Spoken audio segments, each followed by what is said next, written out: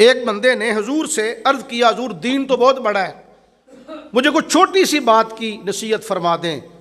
میرے حضور نے ارشاد فرمایا میں تجھے 3 نصیحتیں کرتا ہوں۔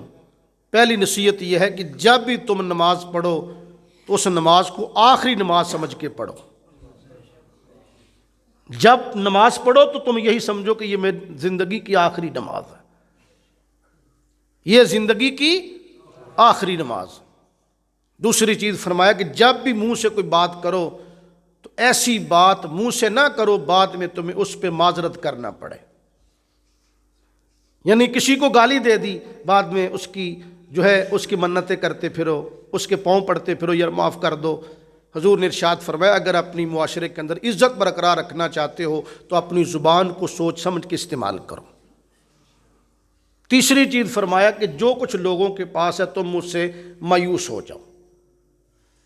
لوگوں کے پاس اگر پیسہ دولت ہے، سونا چاندی ہے، تو تم یہی خیال کرو کہ اس کی ایک دمڑی بھی میرے کسی کام کی نہیں، اس کی دولت اس سے مبارک، اس کا ایک دانہ بھی مجھے فائدہ نہیں دے گا، میرے کس کام کا۔